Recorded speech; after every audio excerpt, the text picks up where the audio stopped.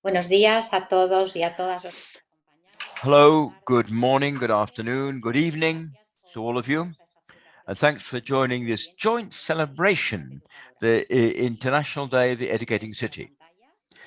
On the bottom of the screen in Zoom, you have access to interpreting services, and you will find a globe where you can choose the language with which you wish to follow the meeting in. I have with me this opening session Emilia Saiz, General Secretary of Local Governments and Cities United, and she is the interlocutor, the partner of the UN agencies with whom we've cooperating for many, many years now. And one of the most recent one is with the educational settings.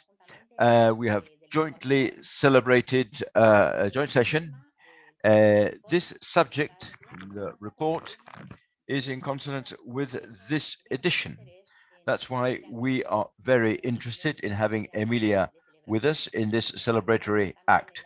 I'll also be with the Pablo Haskin, who is the Intendente, the Mayor of the city of Rosario, who will join us briefly.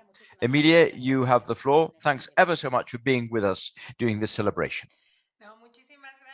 Thank you ever so much to all of you, to all the educating cities of the world, in particular the Secretariat, for this opportunity, because in fact we take the view in this very special moment humanity is going through, when apparently it seems that we can't quite overcome the health challenge which we are facing due to the COVID-19 virus. It is more important than ever to mark as our objective to not leave anyone behind.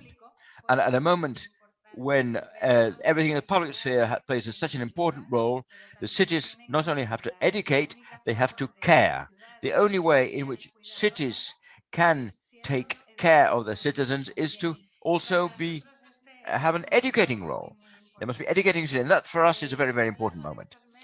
Throughout these months where we have been working jointly, and quite apart from this report for reflection, which has been mentioned, we have exchanged many experiences amongst our members when it comes to dealing with this reality via these learning seminars. We were organizing live every week at the toughest times of the pandemic. We have understood that inequality is not an option, and that to continue forward together, we must design our cities in a different fashion, in a way which will allow us to transform models which we know aren't really functioning properly, which do leave quite a few on the margins of society, sidelining them. And those with whom we share life and teach us how to think, how to reflect, how to ponder, who are educating us. They are the ones who are informing our world vision and the model via which we can move forward. So being aware that our world has changed forever, and that what we have learned with a lot of sacrifices, losing many people along this route, should serve, these painful lessons should serve us for now and for the future generations. We're delighted to be with you today, and above all, follow a path together for a new social contract, which is defined from neighborhoods, which is defined locally from the interest of each person, taking into account of the dreams of each individual, of girls and boys.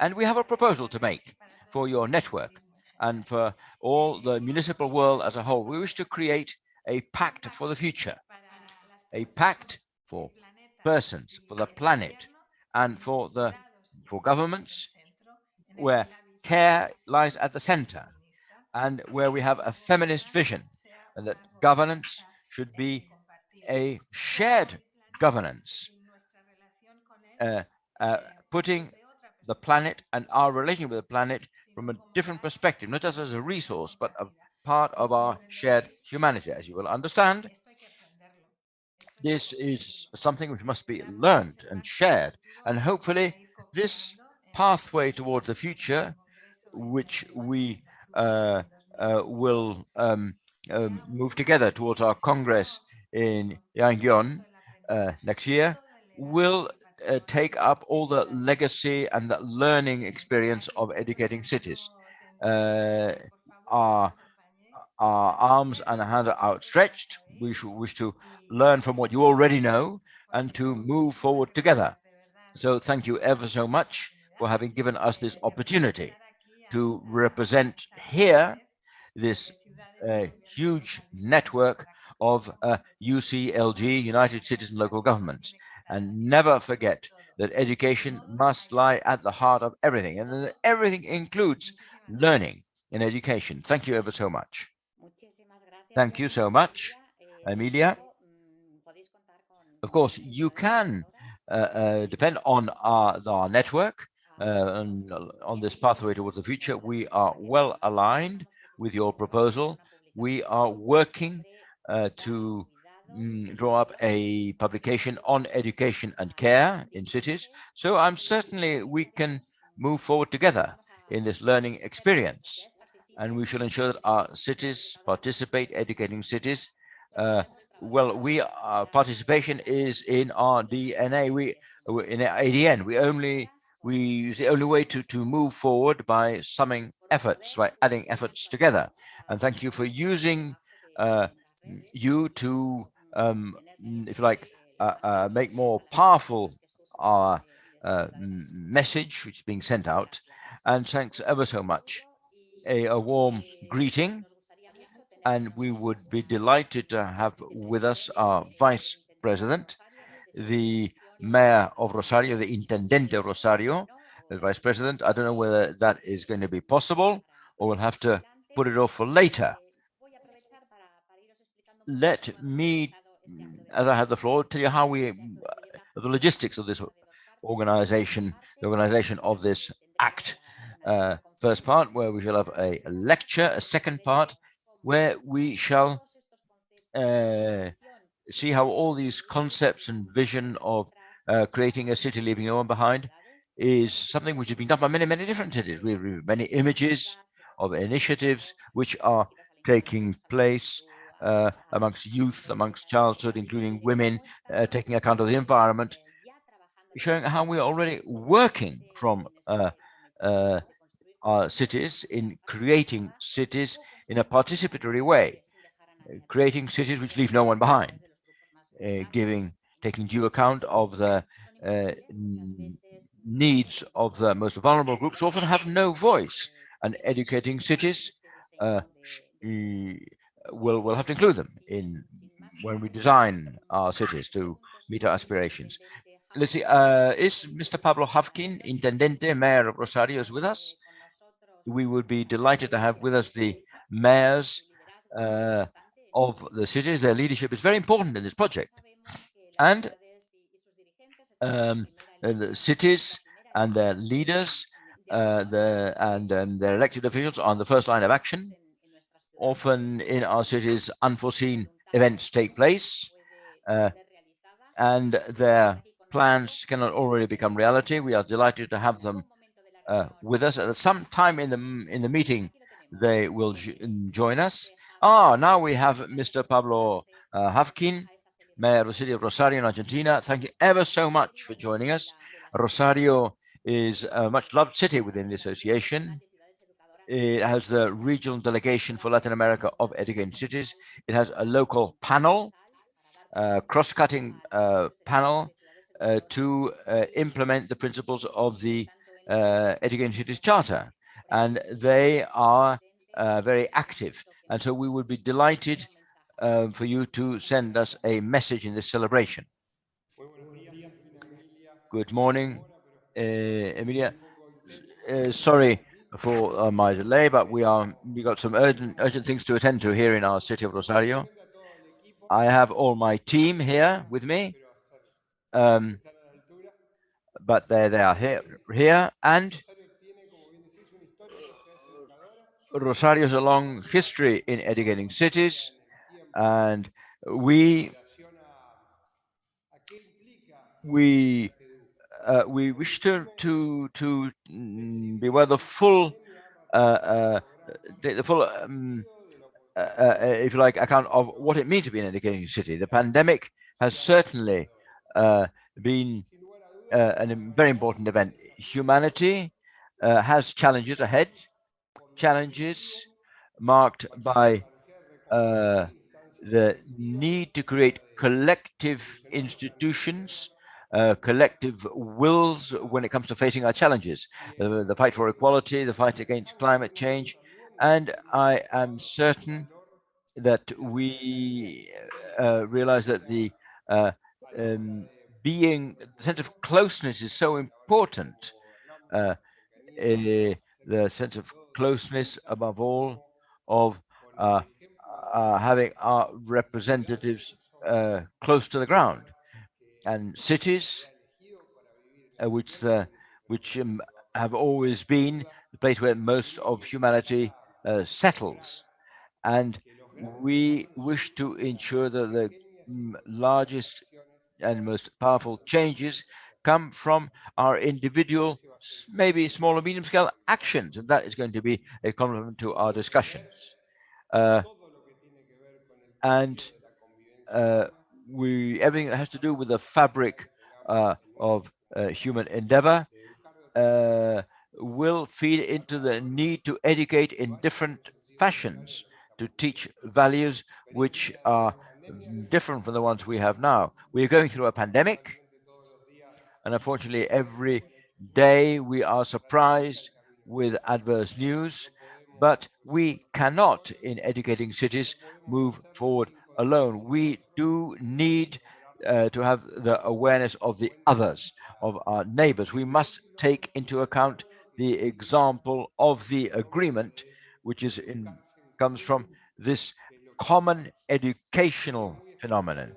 This is a very special day, and I am sure that this International Day has to do with uh, um, this common work as humanity faces a huge challenge. And beyond temporary fixes and lockdowns, the only possible path ahead to confront uh, a pandemic, in this case, we has to do with how we educate, how we uh, are ready and prepared to carry out agreements.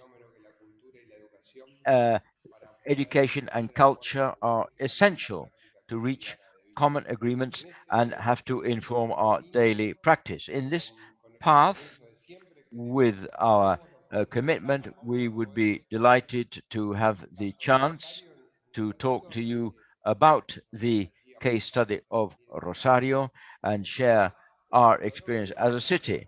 But I would also like to highlight that very often the tasks carried out have a long, if you like, lead time, and we would like to move forward. And really, I have no fear, no reticence to say that in current circumstances, the only path is to insist time on again on the role of cities uh, and their vocation to build things together. So thanks ever so much for this opportunity. Muchísimas gracias, Intendente, por acompañarnos Thank you, Intendente, for fecha tan being with especial. us in this Realmente date. el testimonio de los intendentes e intendentas es muy importante por su Very capacidad important. for us to hear from mayors and mayoresses because we want to build bridges and alliances among towns, cities, and administrations with a view to pursuing our joint agenda. It's true that the pandemic has sapped the right to education in an unprecedented way. But it's also shown us that when we work together, when we pool our efforts, when all of the mayoresses come together to seek solutions, then the solutions are better. So thank you very much for your presentation. Thank you so much for coming, not just in this institutional opening session, but also to share Rosario's good practices with all of the cities in the network. So Emilia, thank you also very much for coming. We'll go on enjoying the program of the event now. So the time has come to give the floor to Yaya Herrero, who is an anthropologist, a social educator, an engineer, a consultant, and a researcher in matters pertaining to environmentalism. And she's worked with Professor Juan Manuel del Pozo in the updating of the Charter of Educating Cities. And she's worked on the application we mentioned earlier, which we call Cities, Education and Care. Yaya, you have the floor now. Thank you very much.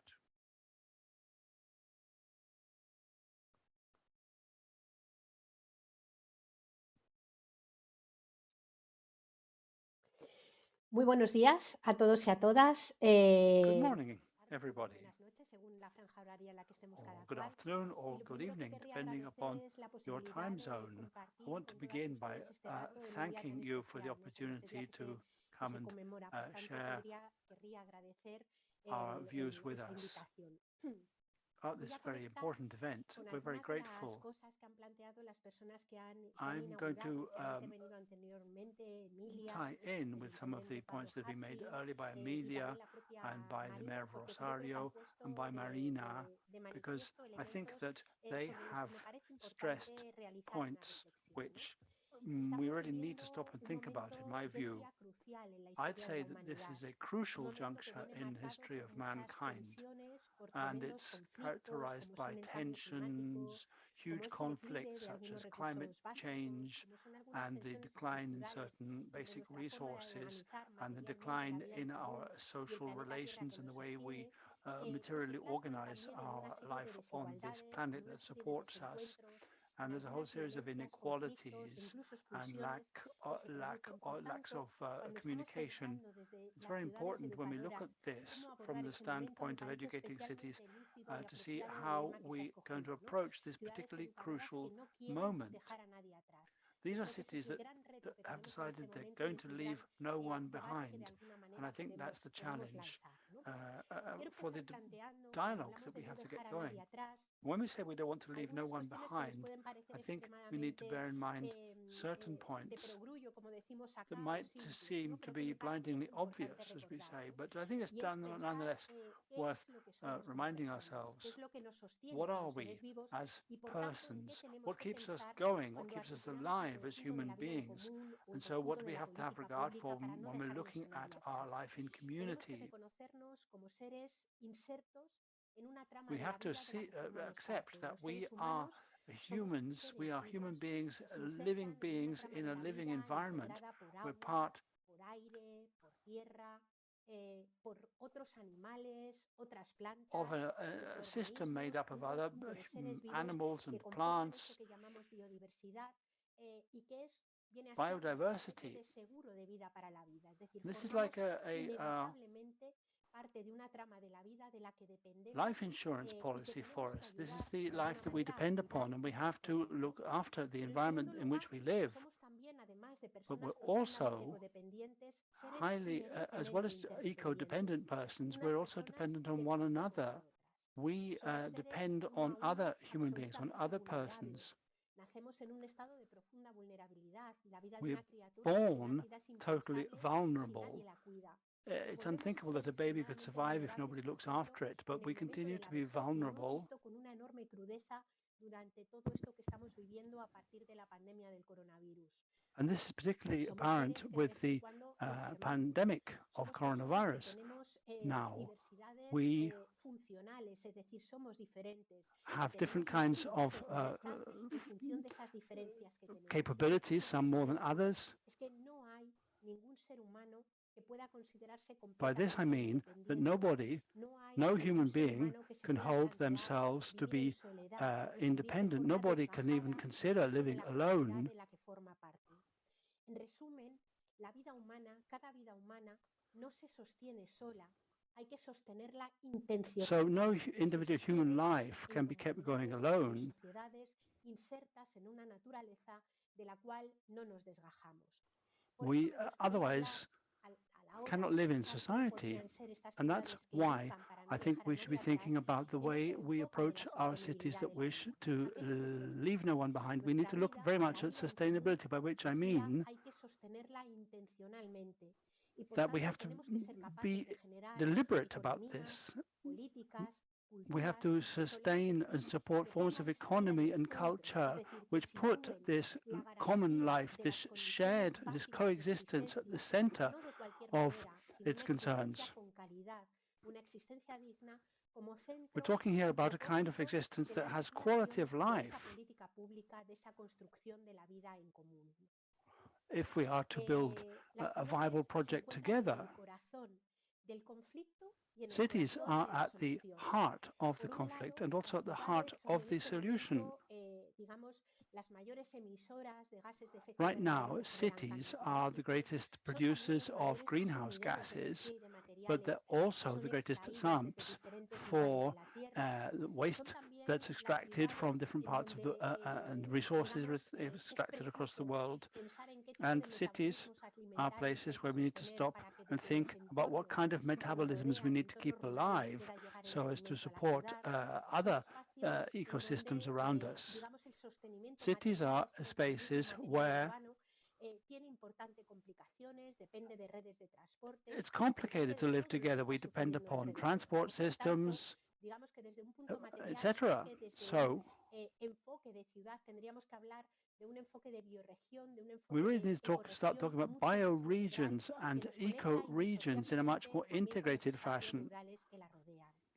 Pero las ciudades también, además de estar en el corazón, digamos, de ese conflicto con la naturaleza, son también protagonistas. So cities are not only there in the center of our links and our conflict with nature, but they're also places where Desigualdades que tienen diferentes dimensiones. the A veces son inequalities that we desigualdades suffer from are económicas o desigualdades de expressed to clase, the greatest extent, be they que economic or tienen class un inequalities. marcado carácter a la hora de caracterizar la And calidad de vida de those las have a personas, tremendous y hay impact on the personas quality of life of extremadamente precarias, persons living in our extremadamente cities, empobrecidas, que viven en el centro y también en la periferia particularly de the nuestras very poor ciudades, people that live y in que our no city pueden aspirar centers and on the outskirts a of our mantener cities, esos niveles de and vida who dignos cannot y de una vida aspire en to la que the esas kinds of desigualdades extremas lifestyle, no to sean the paliadas, no sean standard of aboradas, living ¿no? that others Existen have, también importantes unless something's done desigualdades to en términos palliate de género. their Es decir, vivimos circumstances. There's also en la gender sociedad, inequality. vivimos en un mundo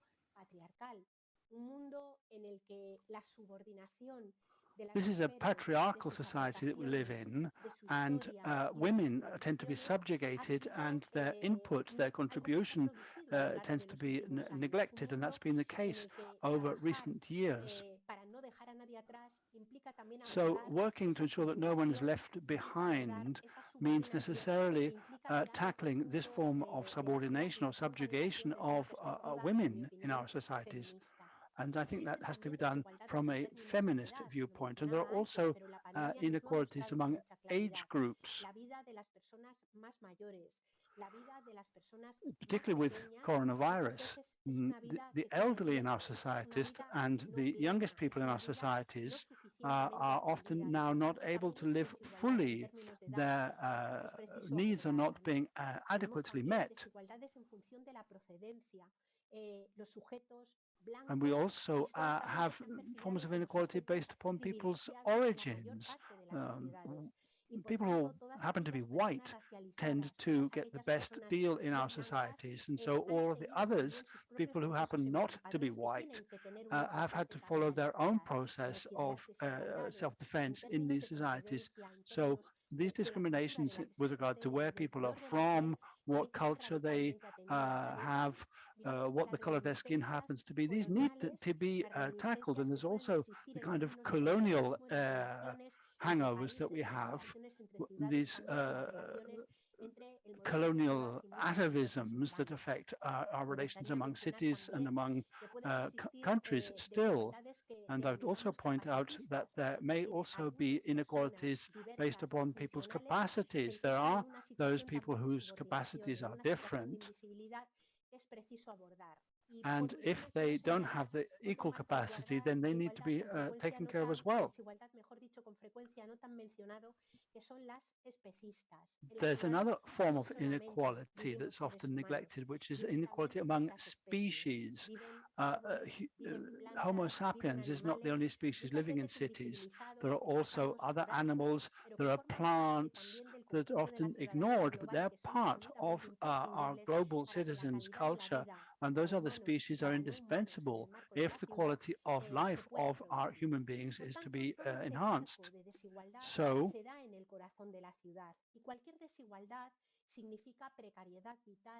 all this is happening in our cities, and any form of inequality means precariousness and injustice and conflict, and thus violence, inequalities, and making certain sectors invisible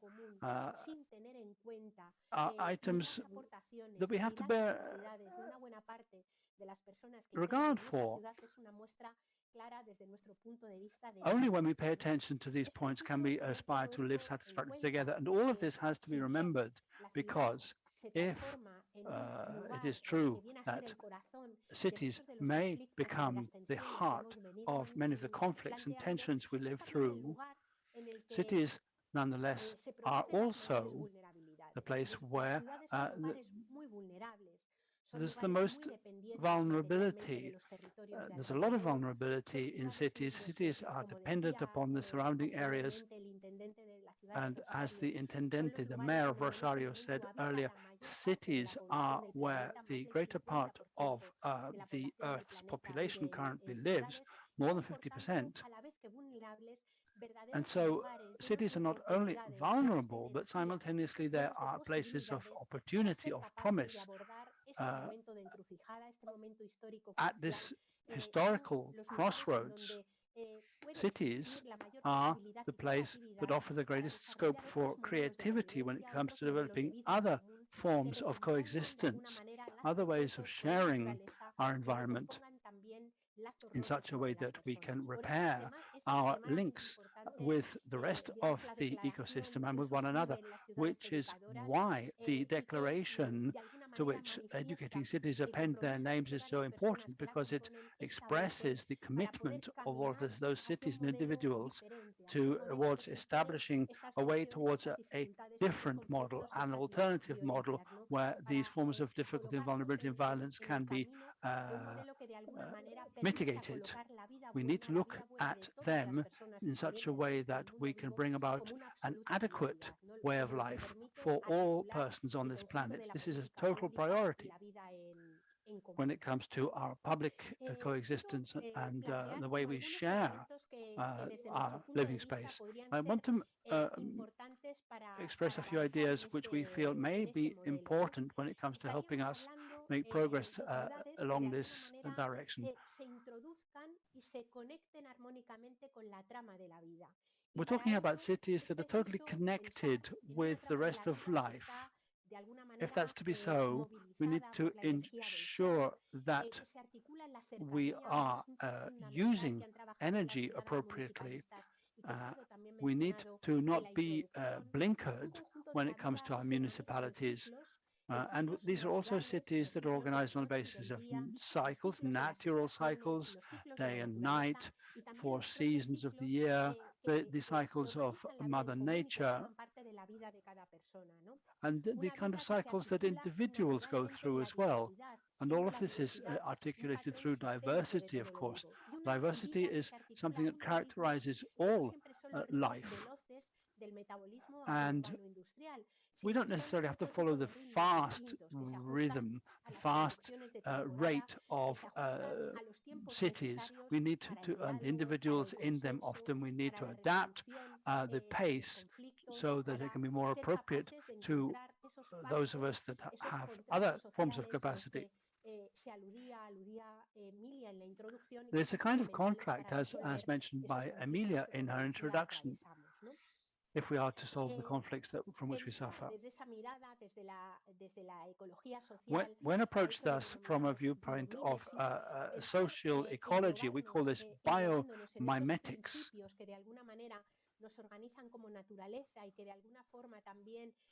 When we consider that we're part of society, just another species, this means that our cities have to think about their town and city planning, the ethics of their planning models. Do we want to be polycentric, for example? Or do we want to be cities where there's a kind of territorial balance and justice between the center and the suburbs? Cities that adapt their education policies to have regard for climate change, for example, can decrease the emissions of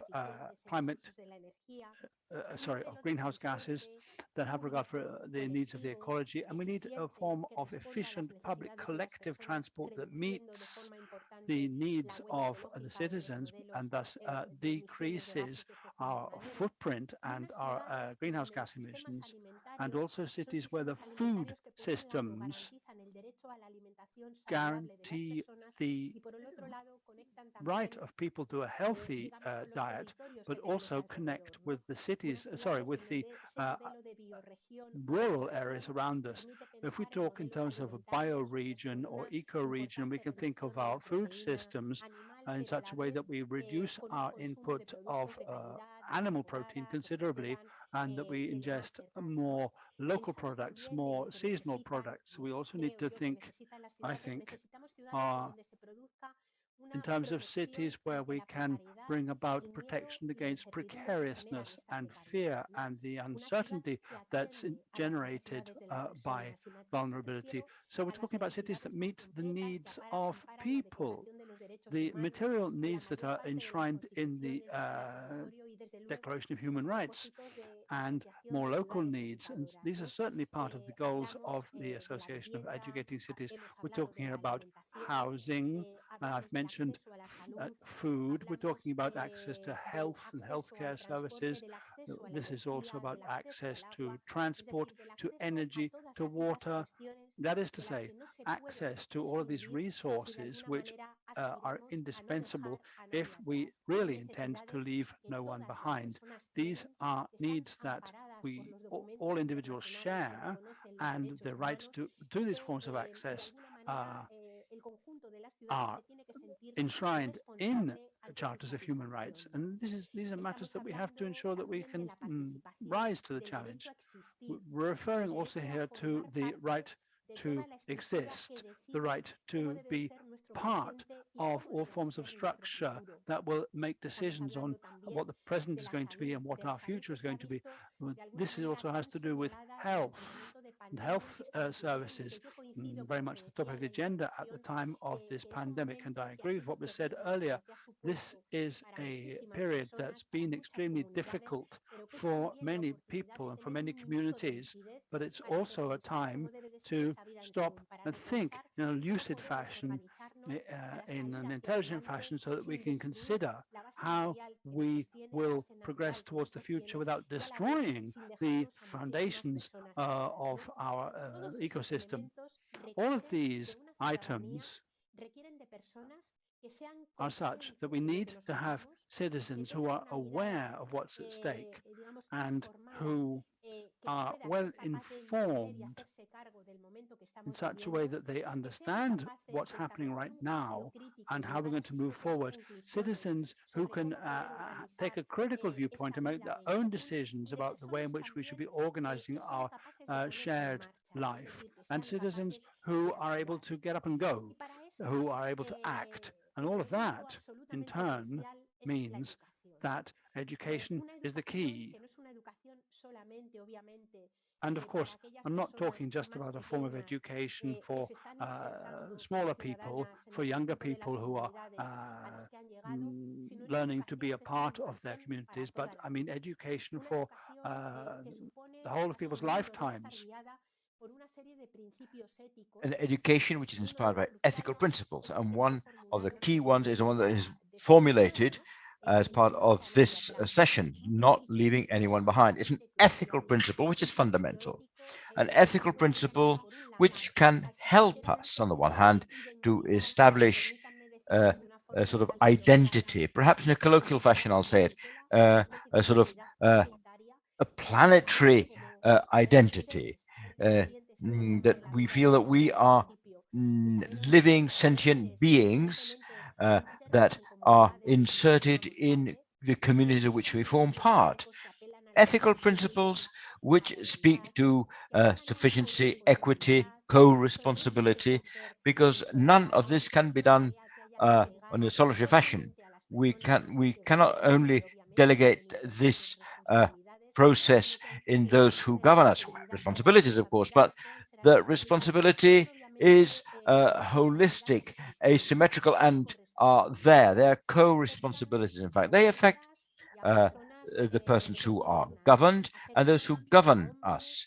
They affect men, women, persons, in whatever way they live or they inhabit their bodies, or whatever sexual identities they have. Those who live in large megacities, those who live in smaller cities, those who live in any part of neighborhood, whatever their kind of neighborhood, it is a co-responsibility. And without that, I do not think it is possible to organize living together in a different fashion, in a radically different fashion, because this different, distinct future organization of living together involves a change in the economic patterns. It recognizes that the planet has limits, that it is essential to learn how to live with more sobriety when it comes to greenhouse gas emissions. We need production models, but also radically different consumption models, and that does need and require will, awareness, and a resolve of everyone. It is not just a question of articulating public policies. All of those are indispensable. It also requires principles which have to do with taking on board the urgency. We do not have time to continue making mistakes, to continue confronting nature and getting involved in struggles between territories and human beings in a fight or a competitive fight for resources. We need to look to take a different glance at how we live together. And we must learn to live together, to consume in different manners. And we do need to take stock of the principles of sharing out, the principles of care, principles of equity. And we're not just talking of care, by the way, as the task which has to be done to feed a person who cannot feed him or herself on their own, or change someone's nappies, or attend a given person. That is essential, of course, and is key to be able to give and have dignity and live with dignity. No, what I'm referring to, the care as a beacon for living together. What would be an urban model which put care in the center? That would also affect laws governing immigration and laws governing the admission of foreigners. How would we organize a library? How would we organize a neighborhood? How would we look at how we care for elderly? What would be the meetings of a town hall be like if we actively included everyone and included the needs that all living beings have? Care can be the lever and the beacon which organizes the setting up of a new way of living together. And that is what should be, in my view. And I think that educational tasks should be carried out with an awareness of fairness and equity, adapting ourselves to the limits of nature, and taking due regard to questions of sharing out equitably are essential. We do need education which allows people who, those who are living now and those who will live in the future, should feed these different ways of organizing life in common, and who put this as their, if you like, a key element. And this should be something which is ecological, which is a education which internalizes what we have learned, and it should be something which is based on dialogue, and on this journey that we should build on these principles of an epistemic unity, which recognizes that there is no area of knowledge, any person, any collective which has total certainty, that all our knowledge are incomplete maps of reality, which we have to dwell upon to reach a more perfect level of knowledge which can allow us to articulate this new way of looking. Let me point out some elements which should structure this education, which could be part and parcel of the city to which we aspire. Some of them, and I have been mentioning, but let me just specifically, if you like, point them out. The first element has to do with uh, ecological education, where life and the life experiences are at the center. An education system which recognizes a sense of belonging to our planet, that we belong to a life fabric which is not under the control of human beings, recognizes how nature and its dynamics are a political element which is there and which determines the economy, determines living in common, but we do not have total control on that. We cannot negotiate with nature. Our only possibility is to establish alliances with nature. And many anthropocentric societies must understand the centrality of life, this slow, cyclical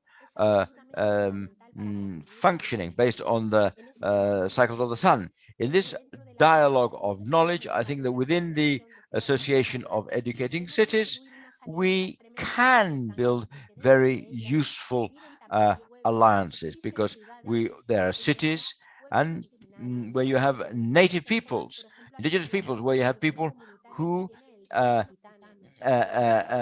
different ways of sense of belonging.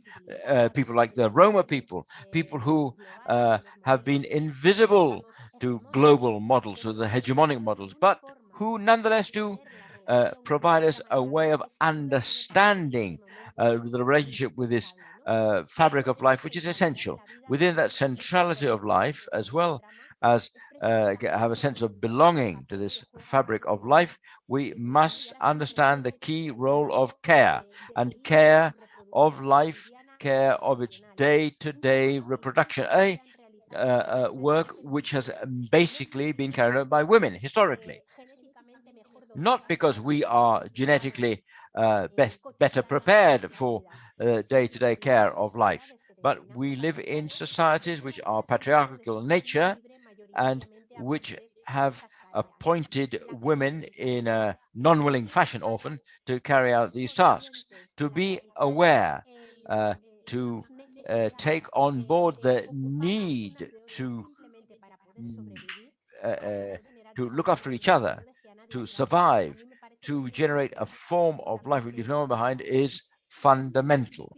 The second principle will be to educate, due to establishing links with our immediate vicinity, and cities and local governments have an essential role, a key role.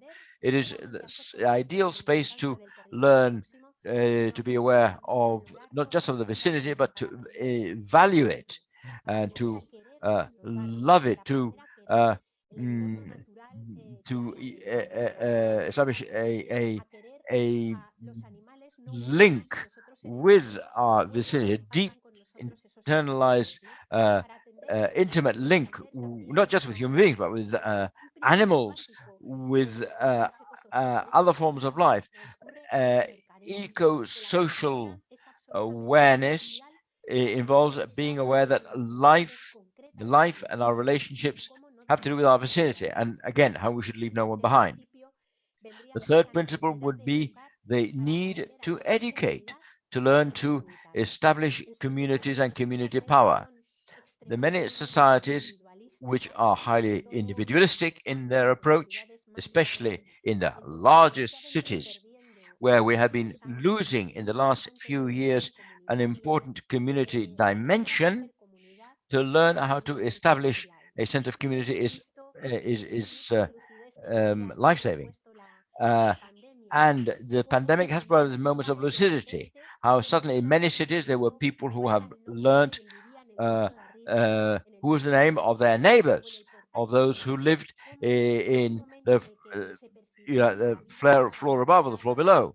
When we realized where life was for all of us was threatened, how vulnerable each human being was, independently of the vital cycle, we have been able to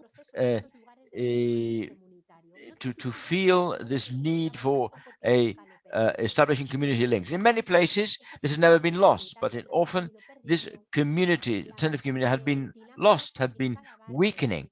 The dynamic in each neighborhood to establish common links, to go out and look after each other and care for each other at moments when we all felt very, very fragile during the pandemic. This has taught us all that it's not that difficult if we work to that end, and if we generate the right conditions to establish empathy, to establish this radical awareness of that we are interdependent beings, and that could be crystallized or converted into a form of organization which is can be long lasting. And that also includes the creation of community power. Societies must be aware of the collective power and which is established from the grassroots when we organize together. Because even those persons who have a huge vocation for public service and form part of institutions, governing them, leading them, can do it much, much better when there are public community alliances, when you have the knowledge, the talent, the strength of and from civil society, from the grassroots, and the pressure which is brought to bear by organized communities which defend life in common. So that third axis is essential. The fourth axis, which from my viewpoint is part of an education for cities who leave no one behind, who no one is left behind, is to educate in sense of diversity. Not diversity understood as mere tolerance to what is different, but in a celebration of diversity. Diversity is the key pattern which organizes everything which lives.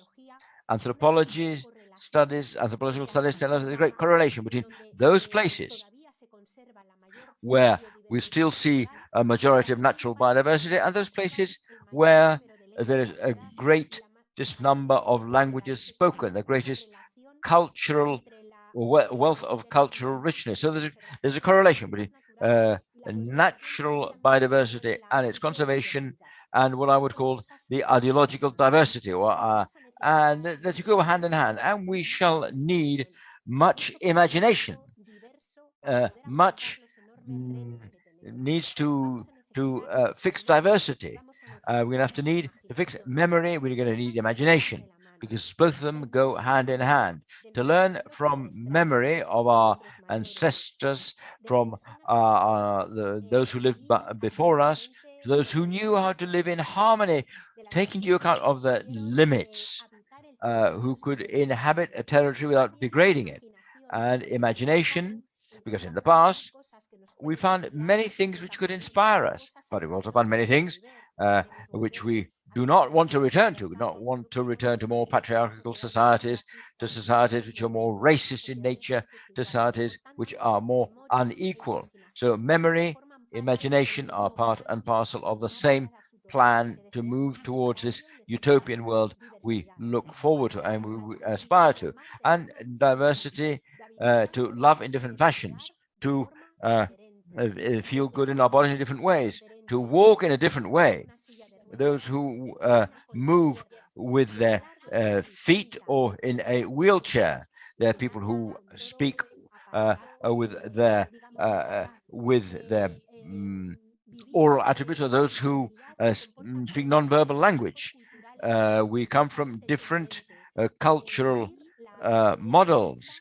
We must accept the diversity and the richness of establish multicultural communities where history and from peoples who have different approaches, different cultures, different ways of living together, and different awarenesses.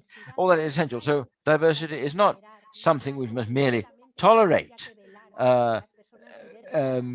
We must ensure that people who are different are not attacked or on whom violence should be exercised. We do need to educate, to celebrate, value, nurture diversity.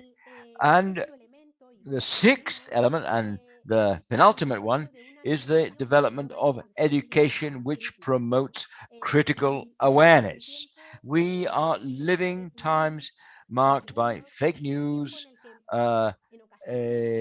lies, where we're often living together in a democratic fashion is threatened because we often do not accept common facts which allow us to dialogue and have a conversation.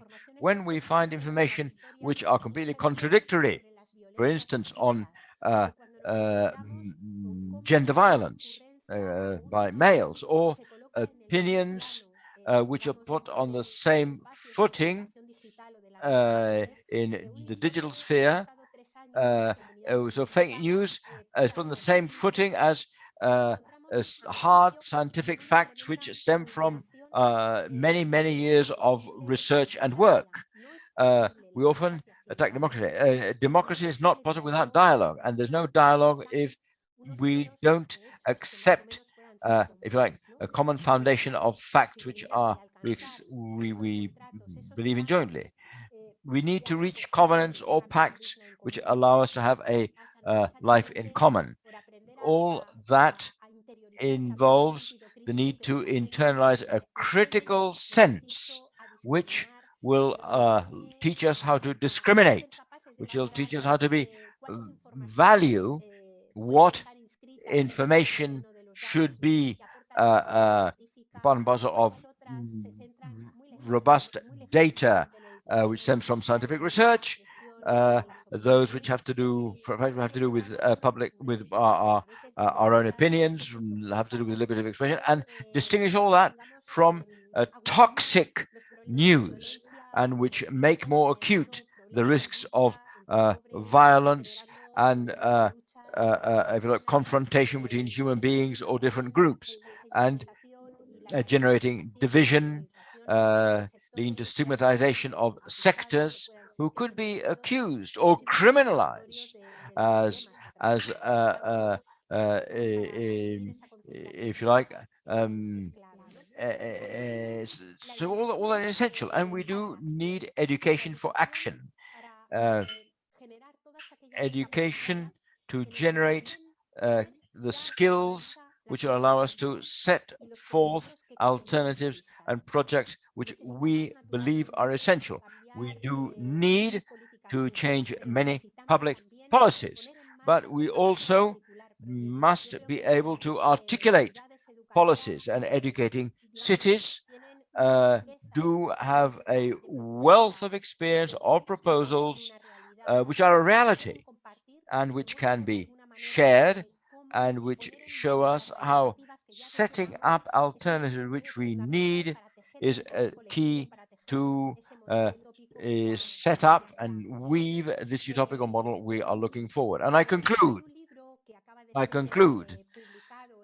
A book has just been published in Spanish, published years ago in English, which is a book by Eric Klinenberg, which is a metaphor, which is the palaces of the people. What are palaces of the people? They visit libraries, center for the day center for the elderly, urban vegetable plots, schools, nursery schools, primary schools. All those people come together and dialogue and set and sort of weave dreams and projects. All these palaces of the people, winter palaces, have to be stimulated, and we need to build and foster and encourage, starting from education, which does not wish to leave anyone behind. Often our lives are marked by dystopia, and dystopia can become tremendously conservative. It prevents us from defending our memories and our imagination. I would say that we should, as Pablo Freire suggested, defend the need to build utopia. We need to aspire to different forms of utopia, build a different horizon, a different future, cities in the ways in which we wish to see them, without neglecting or scorning the material basis on which we live, the ground on which we tread. So that's the challenge, and this is set out in the manifesto or the charter, which you've drawn up for today. Having made those points, I shall stop now. Thank you very much for this chance to address you and to cooperate in the tasks that we share together. Thank you very much. My dear Yaya, what a pleasure.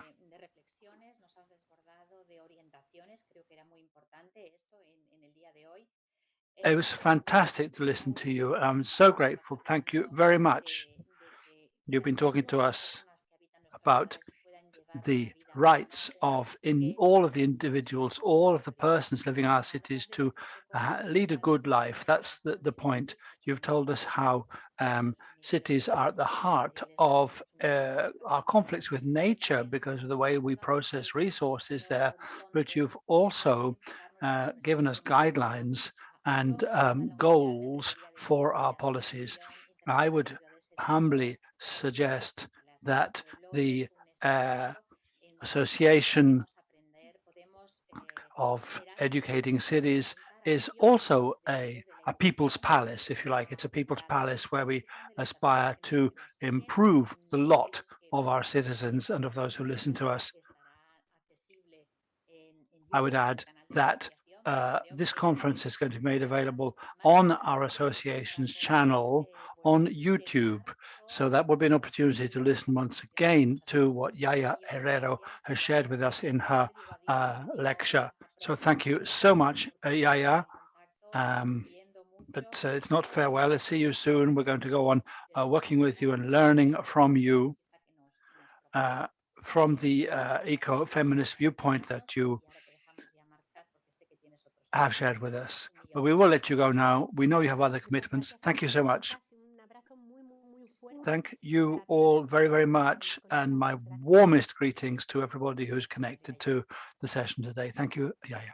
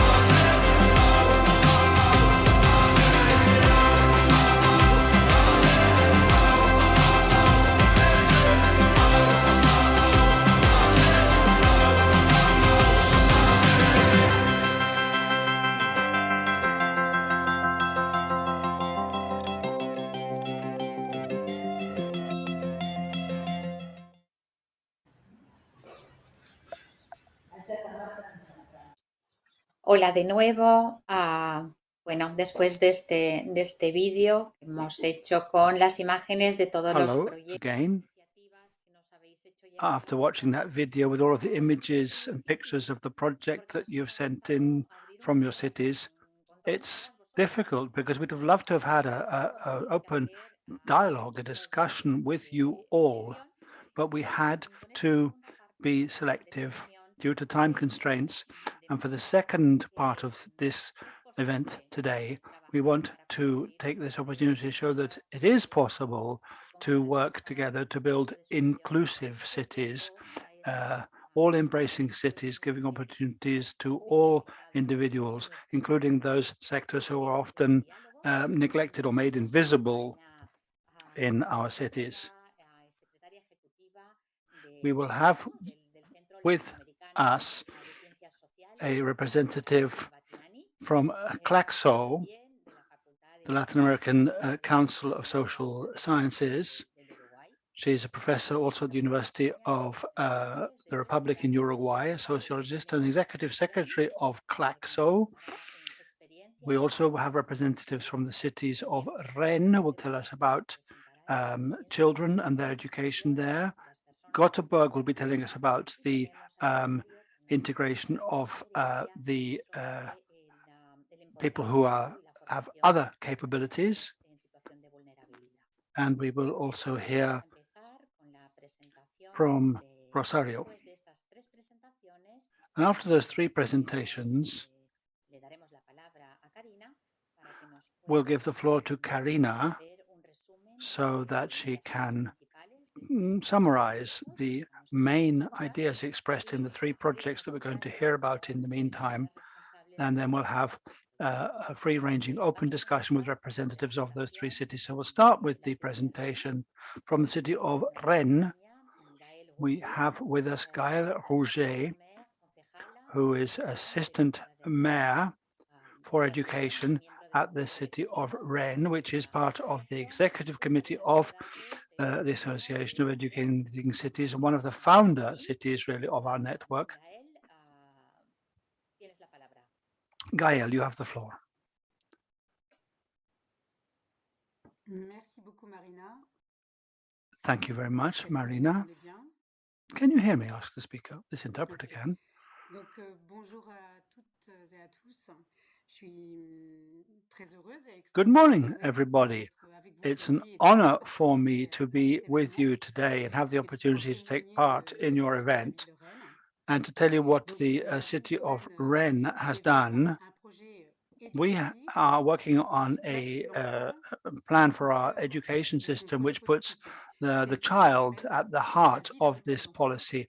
We call this Et la the ville à hauteur city d'enfant, c'est à la fois built for repenser on the les scale of the aménagements child, which pour means we l'enfant, have to think, différents, rethink about repenser the la way our présence cities are des set enfants up so idéal that dans that can be l'espace adapted to public the scale of the pour child, and les think faire again accueillir about the way in which redonner un children poids à are la ville. treated Et in c'est aussi public de faire places.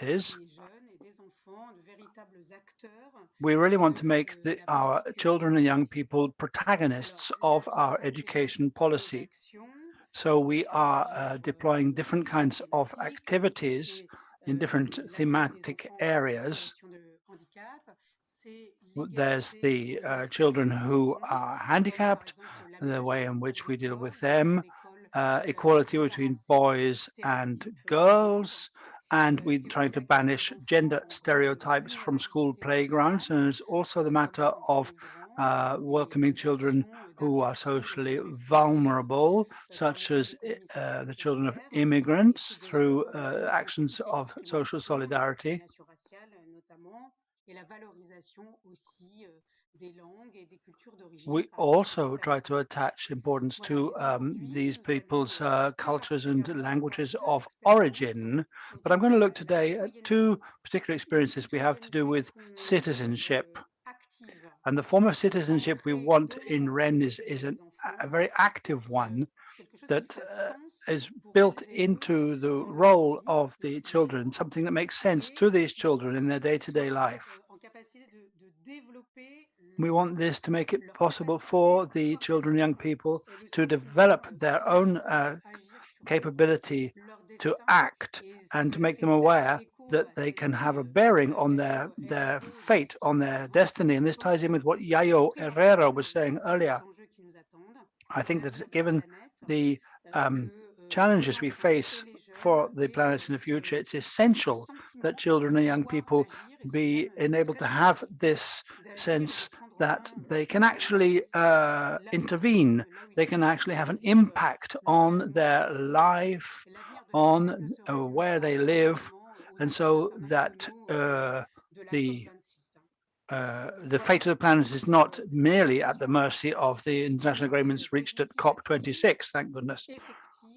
So this is something that can always be perfected, and I think it's a condition really for our survival as a race, as a species.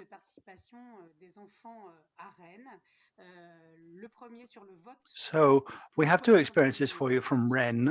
The first was the vote, a ballot that was organized to choose the name of a school. And then there was also a matter of giving the children a preferential input in decisions made by the city about the citizens about planning. So for more than 30 years now, we have been looking at education as something that's key when it comes to combating inequality. Our policy in this regard is updated frequently. We're going to revisit it again, this with all of the stakeholders in the world of education. So a culture of encouraging children's role in their education and decisions has been encouraged. And as I say, in 2020, a colleague of mine set up a delegation with a view to going further. The idea is to put the child at the center of our public sector policies by having regard for their needs and getting them involved in all possible decisions, be it to do with their school timetables or their timetables outside school, leisures, town planning. So this vote, this ballot that was organized for the children to decide on the name of a school. This is a school building that's going to be put up at Maurepas, which is a priority neighborhood, by which I mean a working class neighborhood. You have to bear in mind that in Rennes, as elsewhere, only 12% of the street names have women's names. We really have to make an effort to make our heritage, our street names more feminine, and we need to put forward and defend the role played by women in our local history, but also our national and international history. Now, the decision on what name to give to a road, a street, is generally taken by the town council, elected officials with input from architects and experts. But in this instance, we thought that we could have a ballot and consult not least the children, because the children will be the prime users of the schools. And we thought this was an opportunity to do lots of different tasks simultaneously and tackle different challenges. There's a matter, as I said, of making our heritage more female. We gave them 4 options for names for this school, 4 women. The first one was Simone de Bollardière, who was a Breton pacifist and ecologist militant. She's described as the mother, really, of pacifism in Brittany. She was married to General de Bollardière, who was the first general to speak out and denounce the use of torture by the French in Algeria. So she persuaded him. He became a pacifist and an ecologist. and they struggled notably inter alia against the setting up of nuclear power plants in Brittany. So Simone de Beauvoir is a great star of our feminist history. Then there's Gisèle Halimi, who was a lawyer, a militant feminist, and she carried out a number of high-profile struggles in France.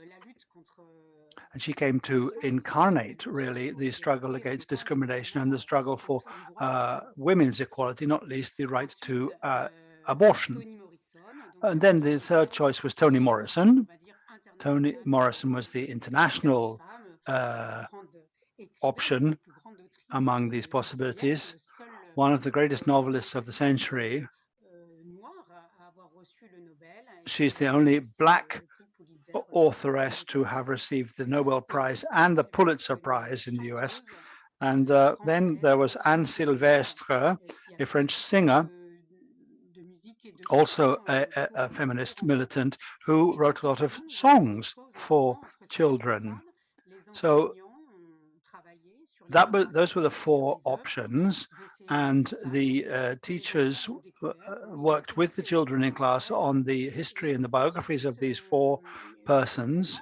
The children knew nothing about them before, and then there were exchanges and discussions leading through to a ballot organized by and for the children.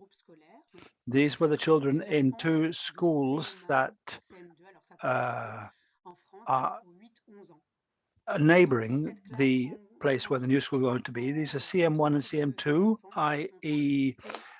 Ages 8 to 11, and in total 332 children took part in this ballot.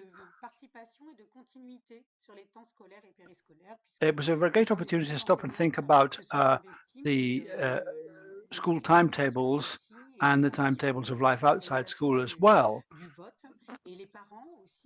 The teachers were involved, and the parents were also informed about this activity in the school. The ballot took place on the 25th and 27th of May 2021, and the votes were were counted by the children themselves on May the 28th.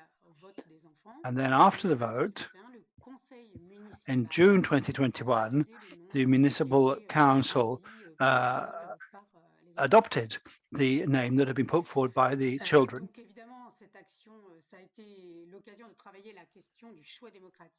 So this was an opportunity to talk with the children about democratic choices in voting. When I went into the schools, the children would ask me questions like, why are we voting? Why have you asked us to vote? And it was a great opportunity to explain to them why their vote mattered, why their votes counted. And the adults asked us, well, why aren't we voting? And there we were able to have a debate with them and explain to them that the wishes and votes of the children didn't need any validation or corroboration by adults, and that the city had decided that it was the children that should decide. And this was also a matter of feminization of our heritage and pointing up the role played by women in the history of France, and also a matter of cooperating with our National Education Ministry around a specific project. Now, the children's choice was Toni Morrison. She was the figure that they chose, and I was delighted about that because she's a great historical figure. This, as I say, is a working class neighborhood where different classes, different people of different extraction, people of different ethnic origins are highly represented. This is an Afro-American Toni Morrison with a big smile. And so I think that in particular, the little girls who voted really identified with Toni Morrison. And now, briefly, we did something else. As you know, Rennes as a city has a participational budget and spends part of its budget on plans put forward by citizens. The citizens put forward plans, and then the city council has experts who make a technical contribution, and then the council and the population decide what they wish to see done. This is participation was decided by the citizens, and we asked the children to express their view and to vote for some projects among those put to them. And again, it was the school teams from 12 schools who volunteered and who organized visits with the children. The children were taken to see the projects, see the people who are running them, and then they were able to choose the relevant project for their own neighborhood. I'll skip through this because I've spent too long on speaking already. Here we go. I spoke of that. So in March 2021, 880 children voted. 9 of these plans were supported by the children with this notion of the children's favorite, the projects that the children were most in love with. They had to do with play areas, sports facilities, skate park. And the final decision was to build a play area that's adapted and available for all children, whatever their degree of autonomy. So as I say, this is an inclusive play area for all children, whatever their capabilities. There were 2 other plans for children, one of which was decided on, which was the building of hibernation homes for hedgehogs.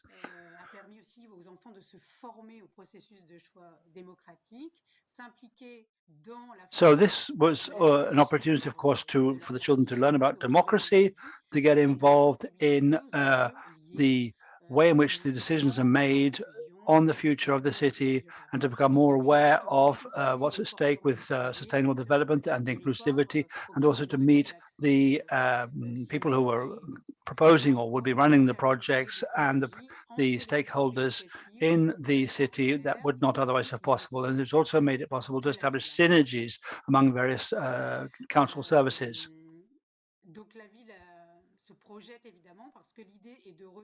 This is very positive for the city. The idea is that this coup de cœur, this what the children are most in love with project is to be repeated in the future. In future, we'll be spending part of the potential budget on children's projects, and to have projects for a given school or a given neighborhood, if they're projects that are run by the children, not by the teaching teams, but by the children themselves, and see how the development of these projects can be supervised and get the children to cooperate among themselves with a view to these projects bearing fruit and having their own projects selected for implementation by the city and the population. So that's the next stage in our, which will be our participational budget and the children's contribution to democracy in Rennes. Toni Morrison School was opened last Saturday. As you can see here, this is a chance to unveil a mosaic that will be at the entrance of the school. This was carried out by an artist who makes mosaics with the intervention of the children. And here you have the mayoress of Rennes, the mayor of Rennes in the background. And the children finished this mosaic last Saturday. Thank you very much.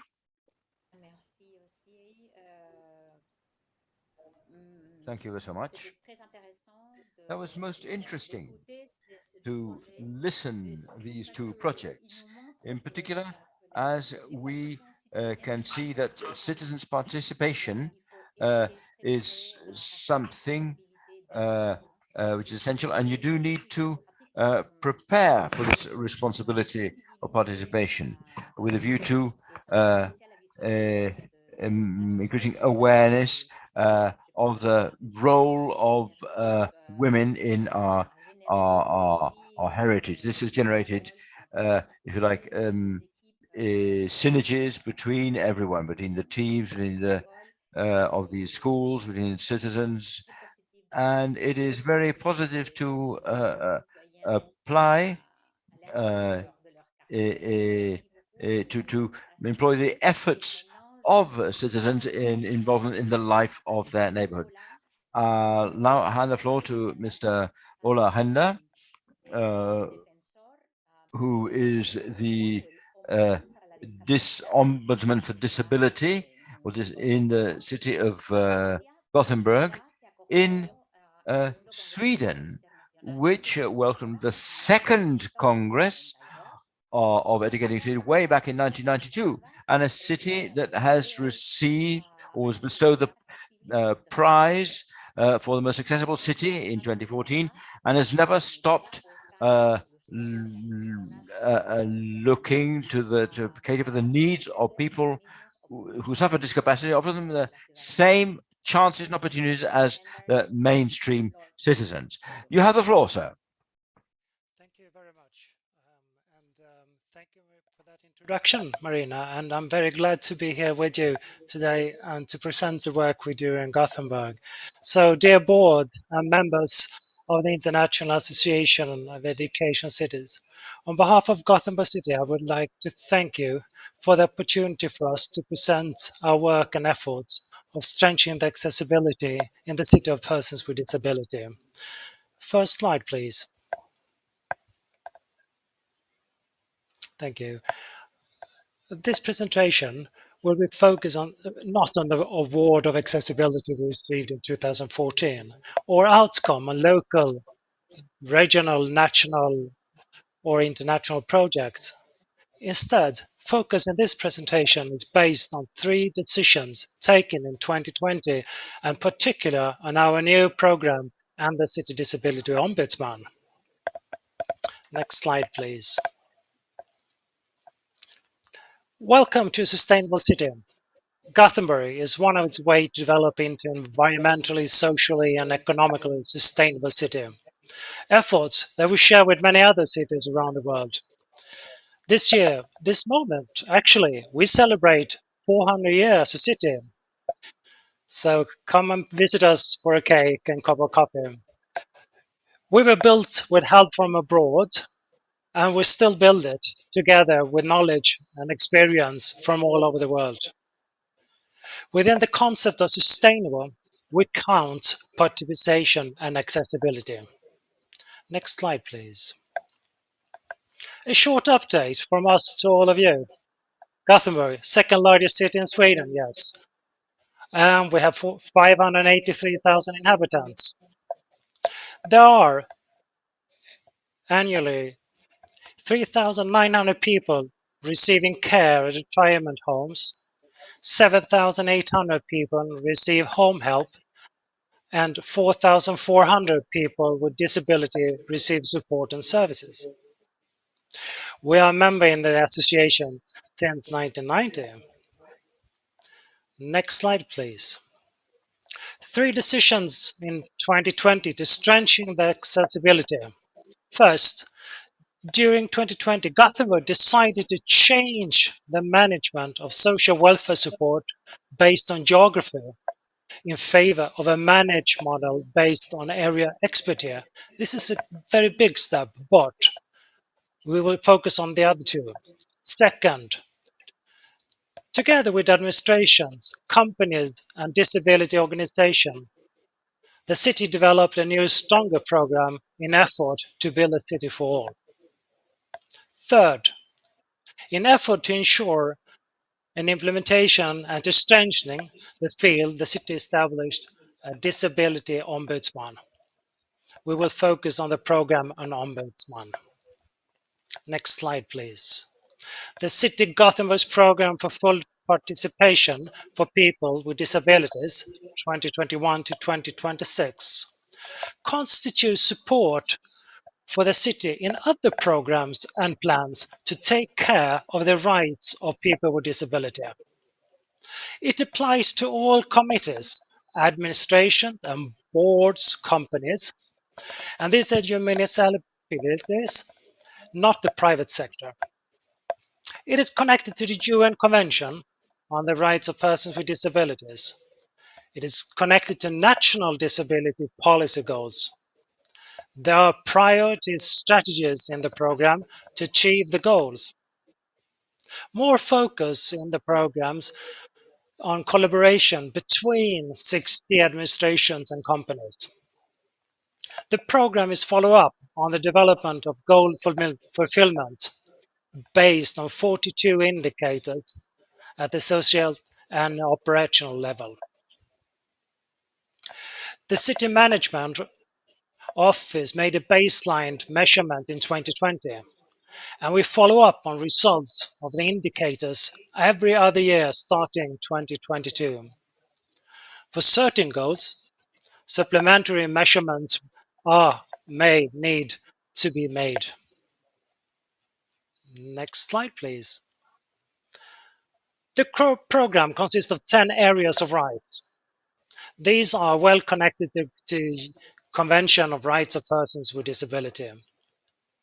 Each area consists of a short presentation of the area, a text of city shortcomings the last years, a list of strategies that administrations and companies are expected to implement, and finally, a list of administration and companies that have responsibilities in the area. For each area, there are also goals and articles from the UN Convention that applies to the area. Two areas in the slide are bold in green. Number 3, democratic participation, and number 9, be able to move around and use indoor and outdoor environments. They will be presented in the next 2 slides. Next slide.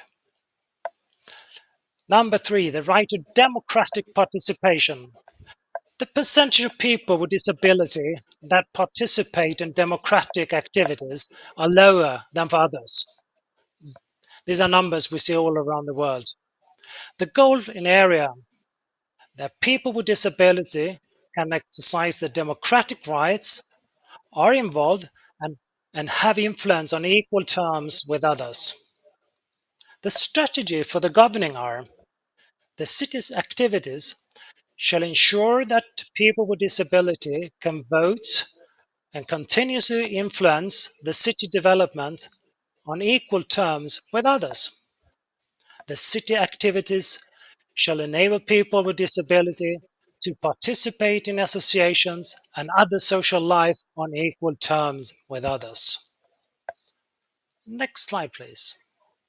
Number 9, be able to move around and use indoor and outdoor environments. Today, the principle of universal design is not yet fully implemented, and people with disability are, for example, still forced to refrain from traveling due to shortcomings in public transportation.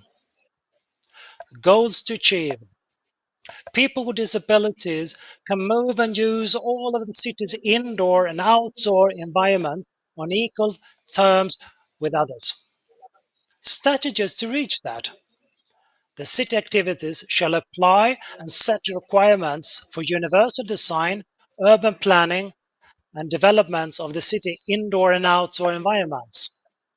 The city operation and measurements must remedy obstacles in indoor and outdoor environments. The city operation must ensure access to flexible and available transport so that people with disability can move on equal terms with others. Next slide, please. The position and assignment as a disability ombudsman was established in 2020. The Disability Ombudsman works on behalf of the City Council. The Disability Ombudsman is placed between the City Council and all administrations and companies.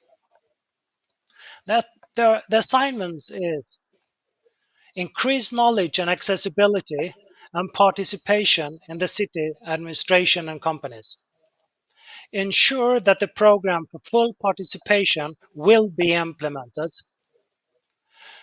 perform external monitoring, report shortcomings and or suggest measures, report annually to City Council, and does not handle individual cases, which is different from other ombudsmen. The city believe that this will strengthen the work with accessibility and participation. So, folks, thank you very much for arranging this educational and arranged conference. Thank you.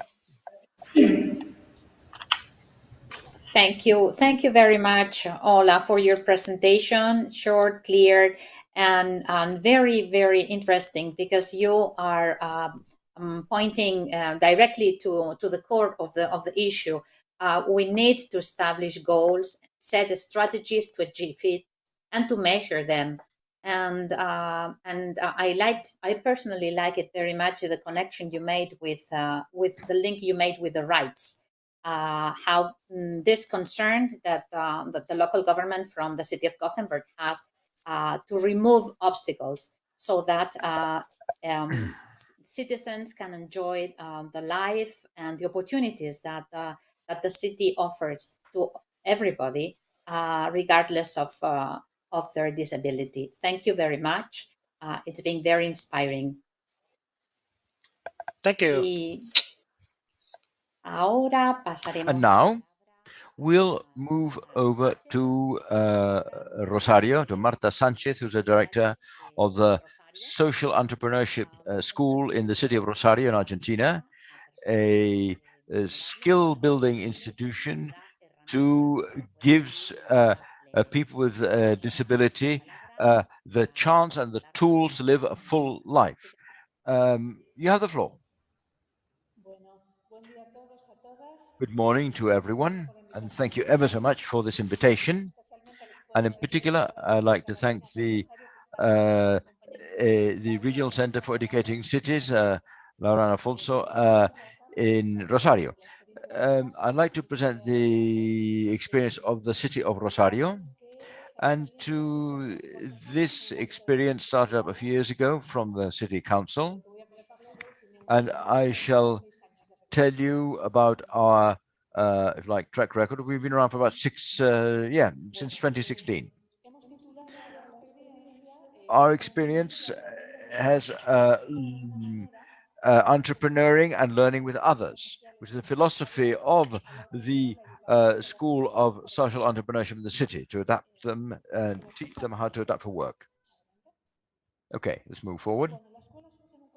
The school emerges in 2016 when we had a pretty dire and complex economic situation with a lot of social exclusion, of a very worrying level of unemployment, and social groups within the economy were being pushed to the margins of the economy. In this context, with we set up the Subsecretariat of Economy for Solidarity, and 2015 set up the Secretariat for Social Economy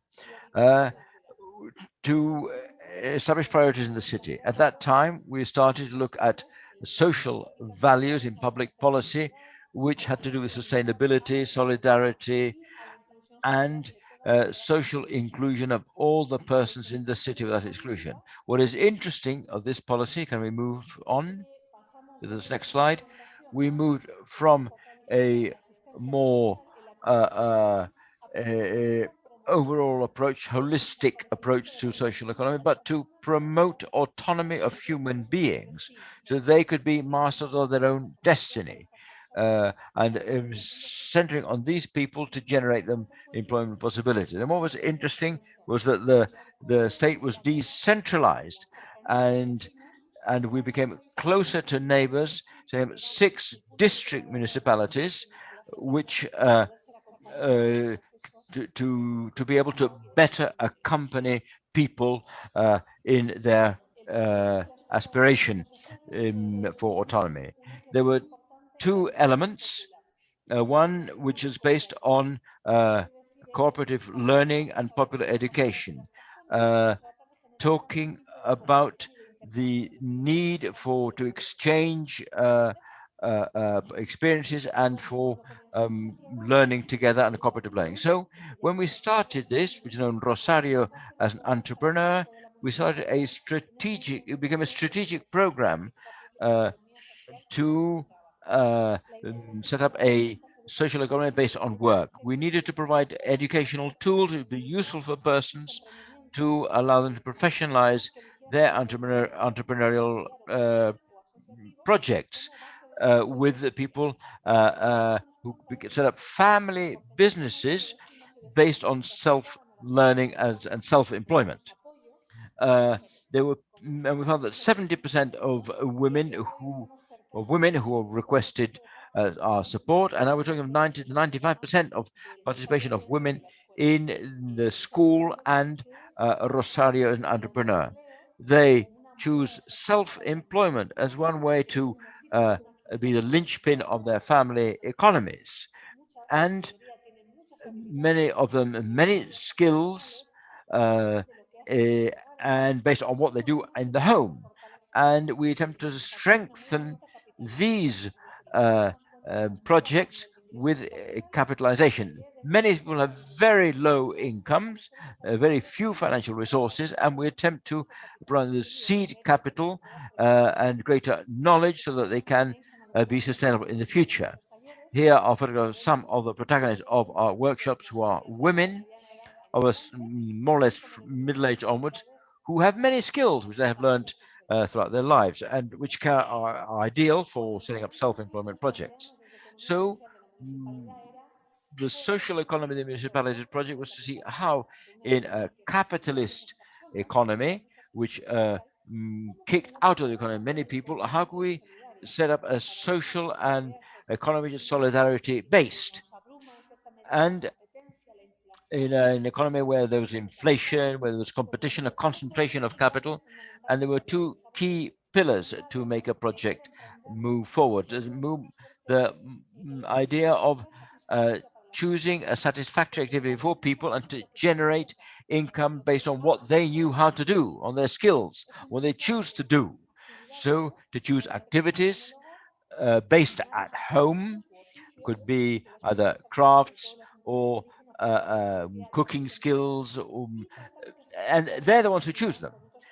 And they have people in the workshops who would help them. And the municipality is a facilitator of tools for people's autonomy, with two uh, uh, avenues: to strengthen their entrepreneurial activities, producing goods or services which are useful in their neighborhood, and secondly, by generating cooperation, coming together and articulating between their peers and their consumers. So between the producers and the consumers. From there on, we started the first step of diagnosis in 2016, where the first step was attempt to be familiar with our target population. They wish to generate, if you like, income from their work. You have a first diagnostic interview, getting to know those persons based on their skills. And we also designed 3 itineraries, training itineraries, which are different based on and we started to identify the person. The first step has to do with modeling the project, crafting it, designing it, and then also looking. Another possibility was to look at projects that are already, if you like, already planned or with a clear idea of, and we'd have to provide them support. And we have educational process with their own content, and we share original educational material. We see that most of the residents who wish to choose self-employment, there were persons who have a lot of popular wisdom, but they have never professionally planned or business planned their project. So we're talking about the ABC of entrepreneurship, like a first step, a first building block. And we have more than 7,000 people who've gone through these projects, which is not bad at all. And the idea of the program was to work in 5 workshops in a very participatory manner, looking at the key elements of entrepreneurship, to set up a family business. And next slide, please.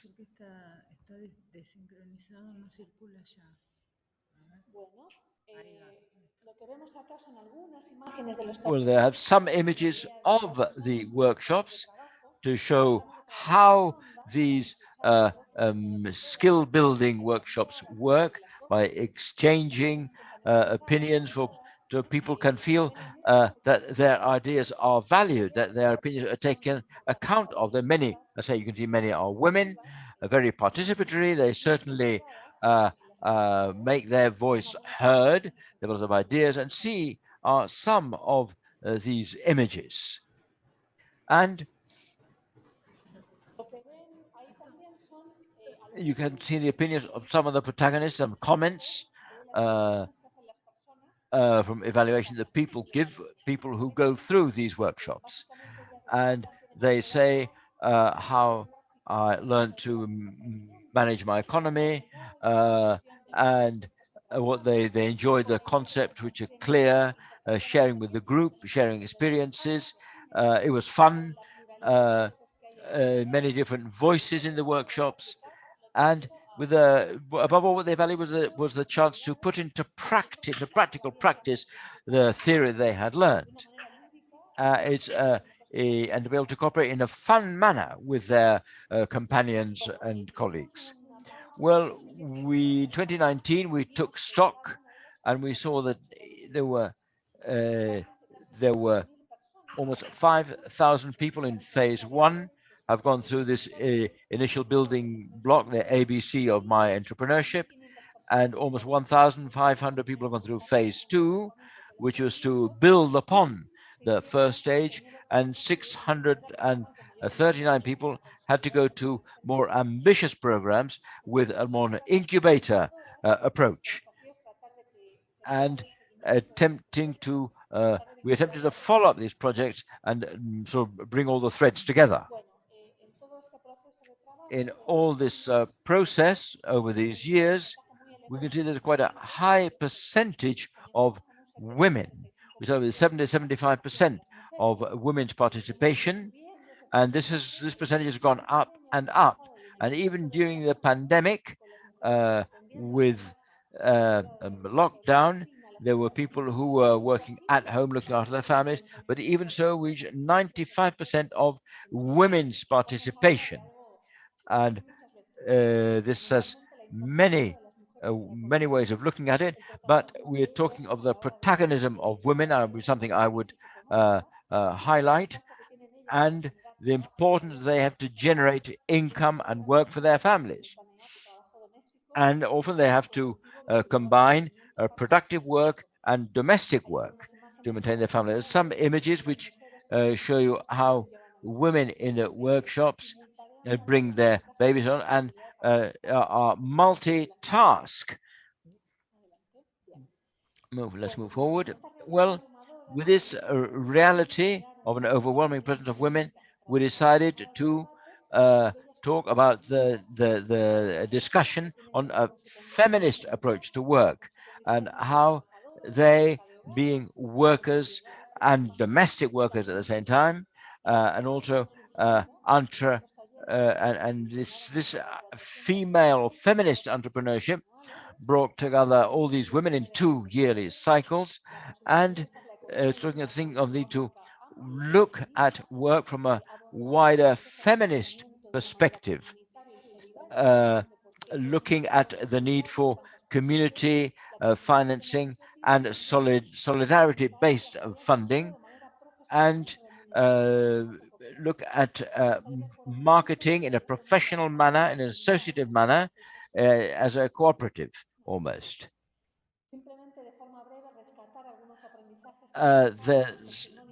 there's some witness borne by them, and they, above all, a lot of them stress the need, the fact that they felt valued, that they were felt recognized in their work and their protagonism in economies, that they are working as a group, uh, and also was very, very important. The sort of self-confidence was also boosted, and attaching value to their role in the economy, the productive economy that they do in these sort of family-based businesses. This is very interesting because it allows us to deepen this feminist perspective at work and the home. And we had to adapt, like almost everyone, based in the pandemic due to social isolation and lockdown. And we had to attempt to go online and learn and ensure that we could teach people in a virtual environment. And we thought of imaginative fashions, sort of learning boxes, uh, um, and ways in which we could ensure that this cooperative learning could take place in this virtual environment, and via sort of training pilled, if you like, by mail and WhatsApp, thematic webinars on Google Meet. Anyway, there are some questions and challenges which have emerged, which have to do with question marks, how to work in this ways. We need more or less a community-based incubator process, establishing alliances in the workplace to make them sustainable. And also, how do we need to find alternative financial markets, maybe input banks, um, to have more solidarity-based exchange systems.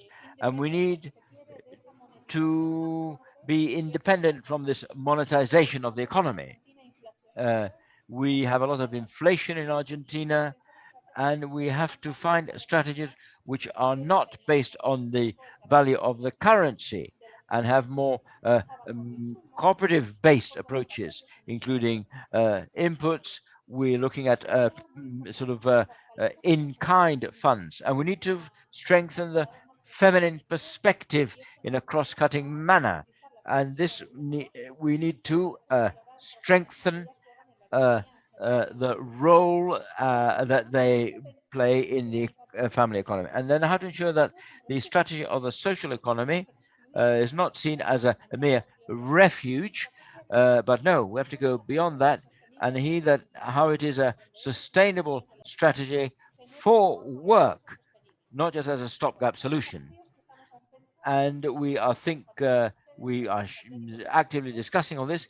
I would like to share this all with you, and thank you ever so much for the opportunity you have given me to present this experience. Thank you ever so much, Marta, for the presentation. It is very important to see that when local governments uh, facilitate that these relationships and these links between needs and opportunities can lead to changes in people and in communities. I've really enjoyed hearing how this initiative does not start from scratch. It starts from the knowledge and the know-how accumulated by these persons who are beneficiaries, and how it is a leverage to provide rights and opportunities. Thank you ever so much, Marta, for the presentation. And now we shall hand the floor to Carolina Battiani. She is the Executive Secretary for Glasgow, the Latin American Center for Social Sciences Association, to which Educating Cities also adhered to. We're a bit tight for time, and we will have to have one question to each city. We shall see how it goes. Karina, you have the floor. Thank you very much. It's a pleasure to spend this time with you, to have joined you from Uruguay. It's been excellent to hear from the various speakers, which have a lot in common. Since we're short of time, I will concentrate on the essential points, and I have a question for all three cities. I wanted to point out that these three experiences are all intended at enhancing and strengthening participatory democracy. And I think that this is essential when it comes to strengthening our democracy in general, anywhere in the world, and particularly in Latin America. In Latin America, where we pay particular attention to strengthening democracy. Now, participatory democracy means looking at the kind of projects that we've been told about this morning, and also a dialogue among associations of different kinds, and also states and the levels of government,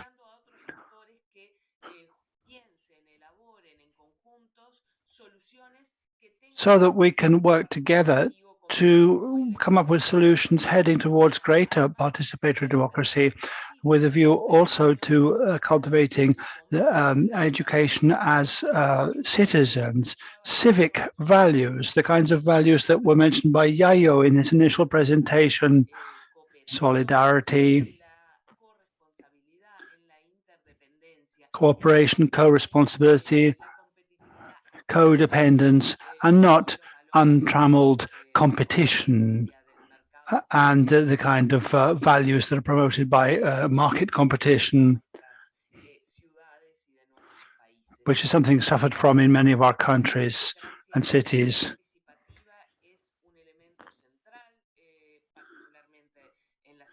So this is a central issue, participatory democracy, not least at Rennes, where we heard about the participation of young people, of boys and girls. This ties in with the idea of what we share and cultivating our joint responsibility.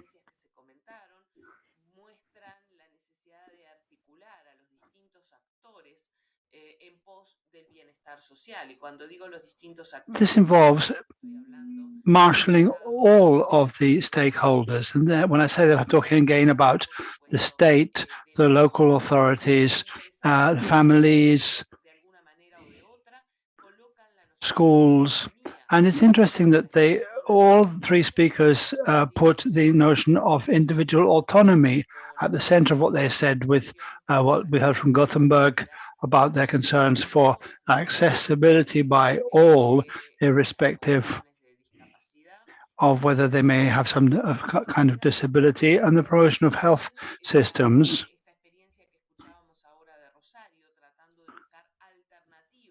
And we've heard just now from Rosario about the search for alternatives in the economic sphere, and how interesting it is to lay stress on the social economy.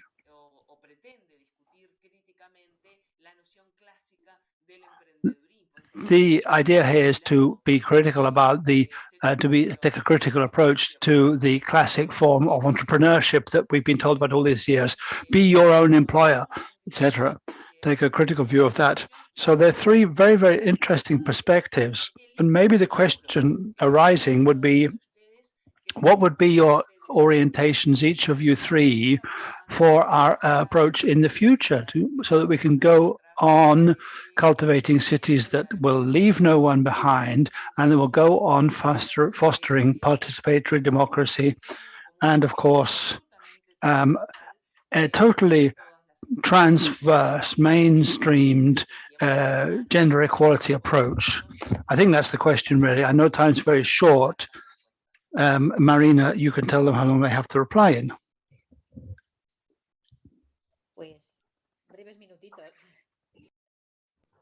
Well, not long. Not long. Okay, then that's not long minutes each. Let's take you in the same order, starting with Ren, please.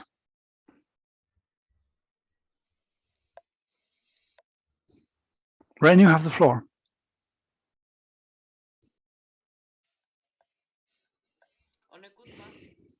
We can't hear you, Ren.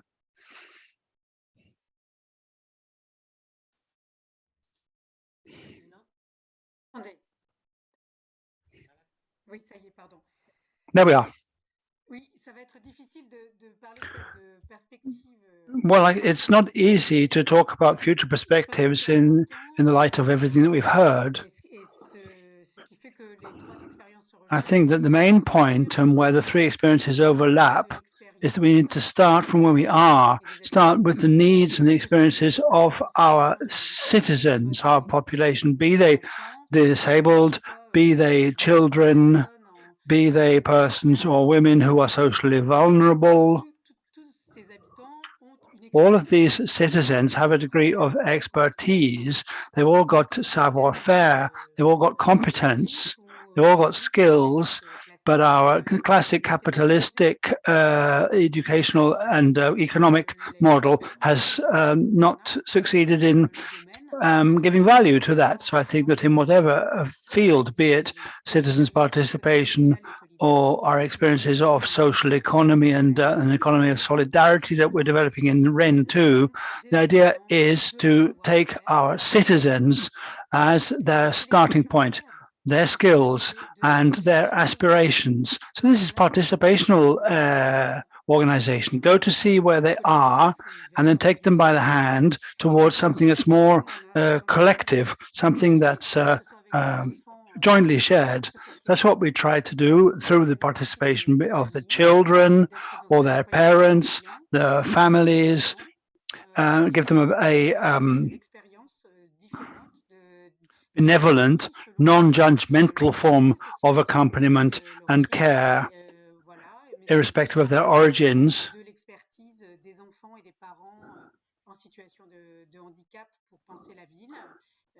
It's good also to count upon the disabled and their families when it comes to designing the cities.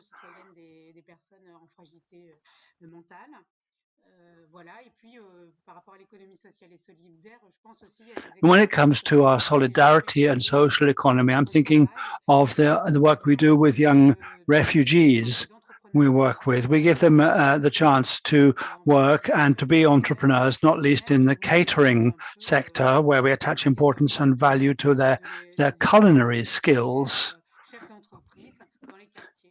And they can then become their own bosses in the neighborhoods, in restaurants, due to their culinary skills.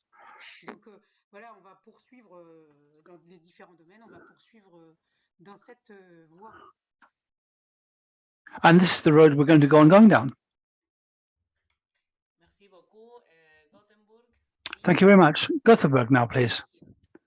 Yeah, thank you for having that perspective on it, and I agree fully. And I think it's very important for us to address the democratic participation and develop methods, new arenas, and make sure that we meet people where they are, as we already said. And I think just to have conference like this, new places where we meet and discuss things that we are agree on strengthening democratic processes. I think that's very important for the future that we address this. Thank you. Thank you. Rosario, adelante.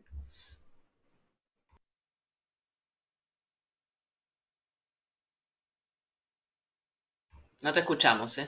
No. We can't hear you, Rosario. No, we can't hear a thing.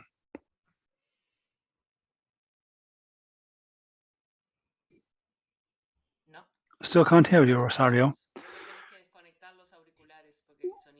I think you should disconnect your headphones, says the speaker.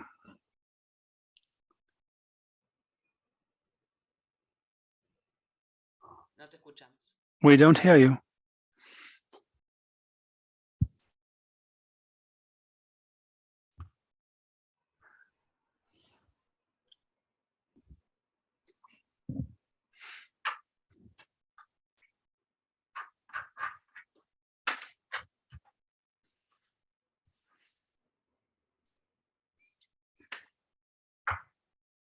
No.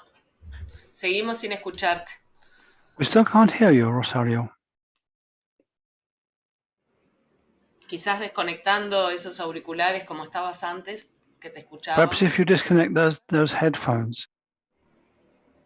No, no te escuchamos. No.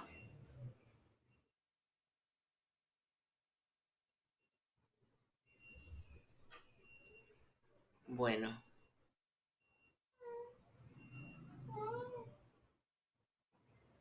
No.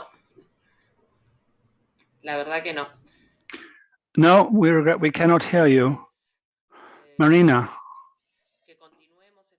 shall we go on waiting, or no, I think that we have very little time now. It is a great pity. Would you like to add something? No. I think that we've made the main points, really. Our concern about strengthening mechanisms for participation. I think that's the key when it comes to strengthening democracy and the values of citizenship and getting our citizens involved and participating in the process of their own management. And cities are the key locus when it comes to that. Certainly, once again, many thanks to Marina and to the whole team that has made it possible for us to take part today. Thank you, Karina, for what you've said. Our motto is the educating city leaves no one behind. Many thanks again to the cities of Rennes, Gothenburg and Rosario for their participation in our event today. Thank you for the work you're doing to strengthen participatory citizenship. I would inform all those attending that the materials we've presented today will be made available on our association's website. So we're at your disposal to give you feedback. So now we'll continue with the closing, the institutional closing of this event, which is an opportunity for me to give the floor to a new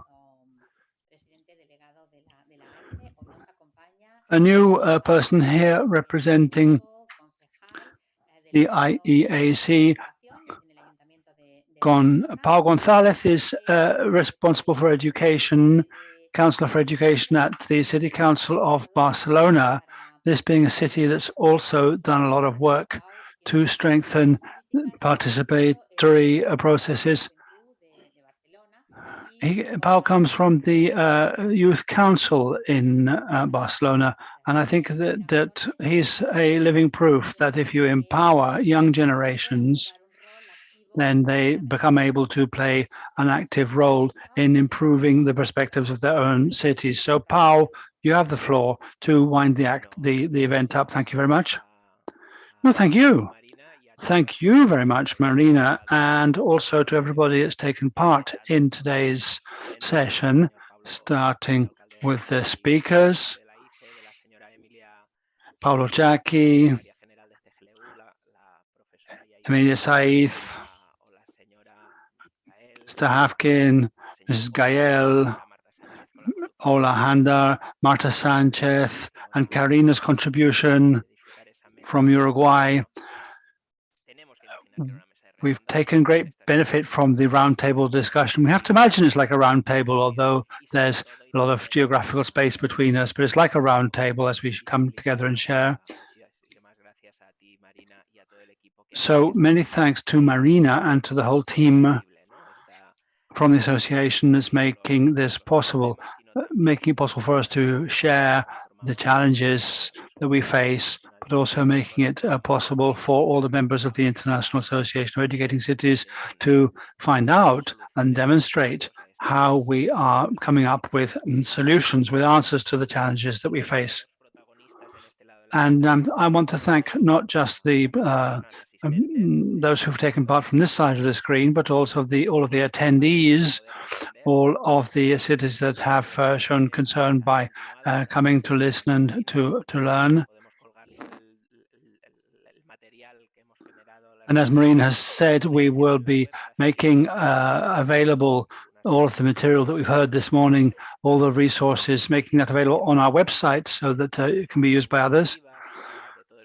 We've heard about different initiatives from different parts of the world today, inspired by our motto, We're inspired to consider ways in which educating cities leave no one behind.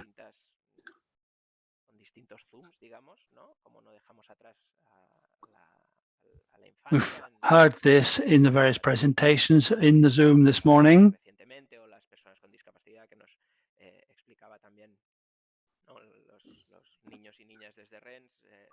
We heard about the boys and girls from Rennes. We heard about the initiatives for the disabled from Gothenburg, and so on.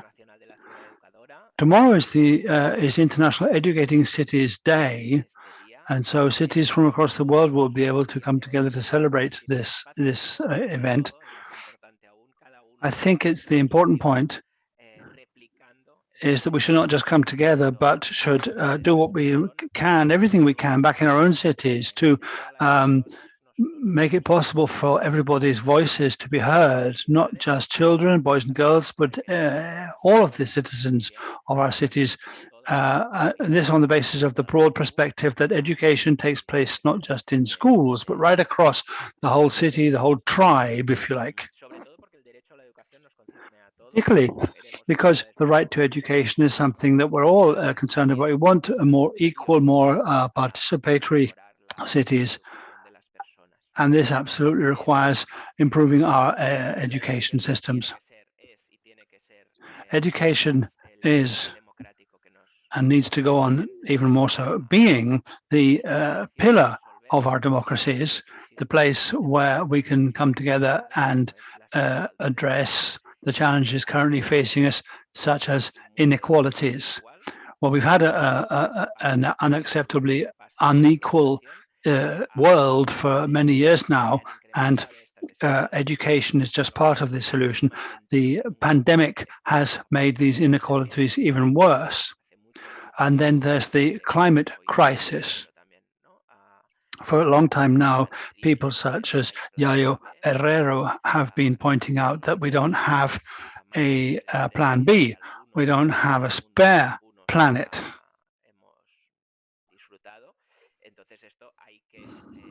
This is a planet which some of us have enjoyed in the past, some more than others, and we have to take action to save it, and that will depend upon our education systems as well.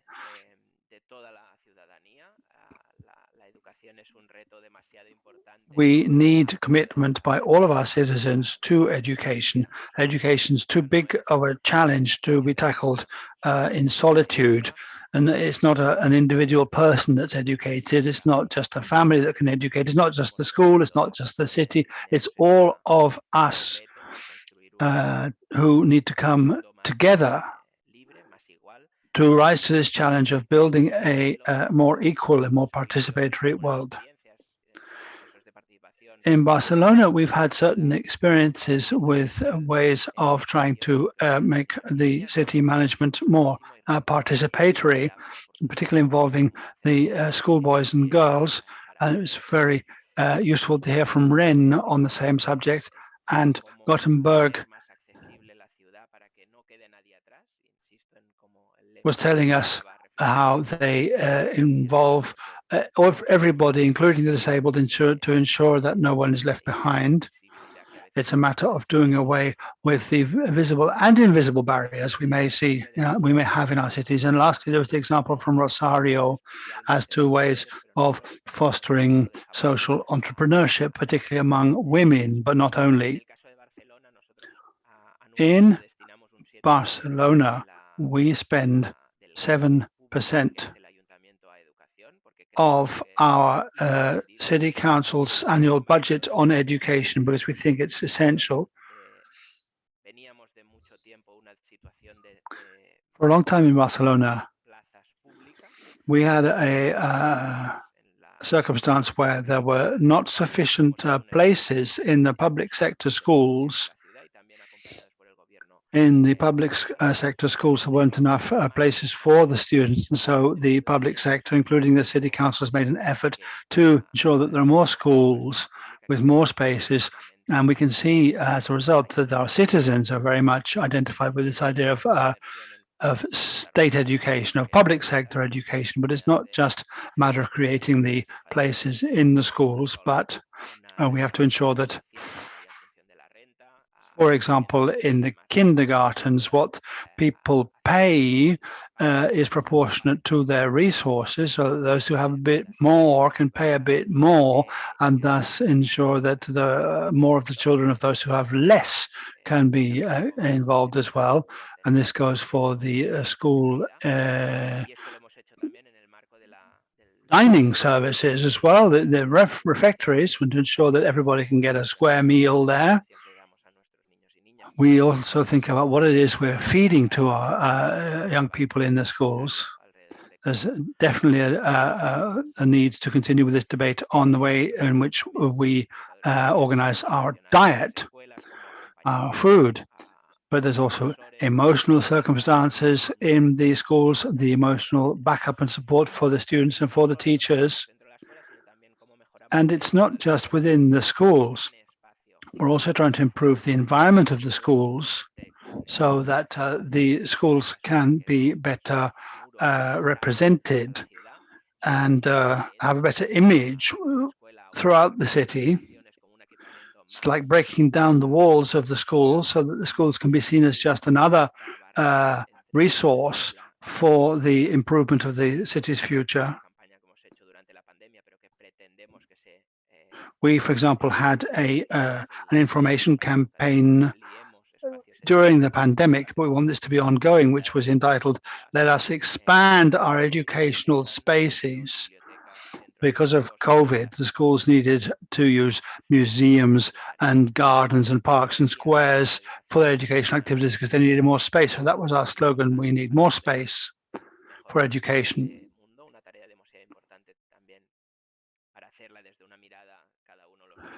Certainly, education is too important a task to be broached from an individualistic viewpoint.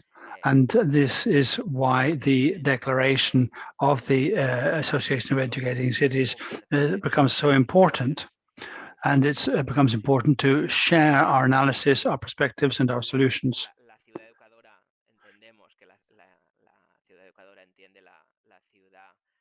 We believe that any educating city will view education as something that's collective, collective heritage, particularly for those who have least. So that's a matter of tackling inequalities too. That's about it.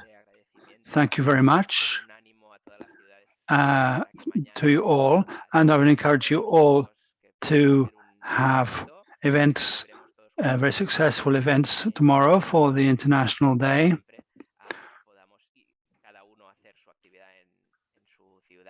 In such a way that we can all go on taking care of our business back in our hometowns and sharing those experiences one with another internationally. Thank you all very, very much. See you soon.